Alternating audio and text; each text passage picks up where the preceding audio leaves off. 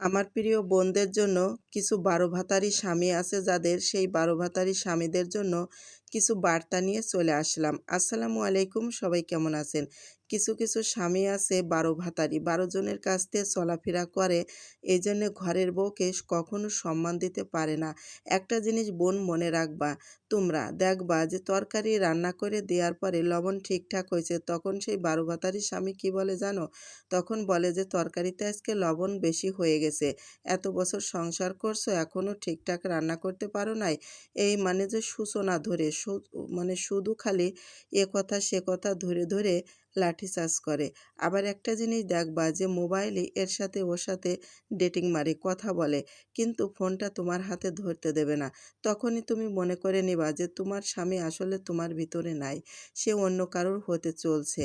সে ১২ ভাতারিদের সাথে মিশে চলছে। এইজন্যে তোমার সাথে এরকম ব্যবহার করছে। সবকিছু সূচনা দেখলেই বোঝা যায়। কারণ অকথ্য ভাষায় যখনই গালিগালাজ করছে, পরিবারের সবাইকে তুমি রান্না করে সুন্দরভাবে পরিবেশন করে খাওয়াচ্ছ, দেখবা তোমার স্বামীকে যখনই খেতে দিতে যাবা, তখনই একটা না একটা ছুতো ধরবে। ধরে তোমাকে চওর, থাপ্পড়, মারপিট, এটা ওটা করার তালেই থাকবে। তখনই তুমি বুঝে নিবা যে আসলে আমার স্বামী আমাকে কখনোই ভালোবাসতো না। কারণ তার সাথে তুমি শুধু এমনিতেই সংসার করে যাচ্ছ। দেখে নিবা যে সে অন্য কারোর সাথে মিশে গেছে। সেইজন্য তোমাকে ফোনটা ধরতেও দেবে না। কারণ ওই ফোনে ধরতে গেলে ফোনের ভিতরে সবকিছু তুমি তো তথ্য জেনে যাবা। এইজন্য তোমাকে ফোনটা হাত দিতেও দেয় না। অনেক সময় দেখবা যে ১২ ভাতারি স্বামী যারা আছে, তারা ফোনটা লক করে রাখে। কথা বলে তারপরে যাতে বউ ধরতে না পারে সেজন্যে লক করে রেখে দেয়। ফোনে হাত দিতেও দেয় না। আর তরকারিতে ওই যে বললাম না যে লবণ হচ্ছে না, বেশি লবণ হয়ে গেছে, খেতে গেলে এরকম মানে যে একটা সূচনা দেখায়। আর তখনই তরকারি চেলে ফেলে দেয়, ভাত চেলে ফেলে দেয়, অকথ্য ভাষায় গালিগালাজ করে।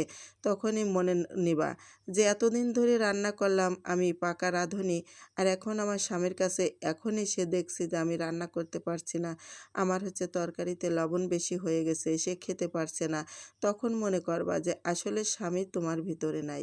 সে অন্য ১২ ভাতারি মেয়েদের মধ্যে চলে গেছে। এইজন্যে আমি কিছু স্বামীদের নাম দিয়েছি ১২ ভাতারি। কারণ ১২ ভাতারি মেয়েরা আছে এরকম, তাদের সাথে মেশে চলাফেরা করে। এইজন্যে ছেলেদেরকেও আমি দিয়েছি ১২ ভাতারি। এইজন্যে কি আর বলবো। কিছু পুরুষ আছে এরকম, ঘরের সুন্দরী বউ রেখে চলে যাচ্ছে আরেকজনের সাথে মেলামেশা করতে। আসলে এসব পুরুষ তারাই ১২ ভাতারি। তারা বউকে কখনো সম্মান দিতে জানে না, মূল্যায়ন দিতে জানে না। যে আমি বিয়ে করে নিয়ে এসেছি, আমার ঘরে সুন্দরী বউ আছে, কিন্তু তার চোখে ভালো লাগছে না। কালা পেত্নীর সাথে দেখো গে তারা প্রেম করতেছে, ভালোবাসা করতেছে, কিন্তু ঘরের সুন্দরী বউকে কখনোই সম্মান দিচ্ছে না। এই পুরুষের কিছু পুরুষের রীতি। তা চলে গেলাম, ভালো থাকো সবাই।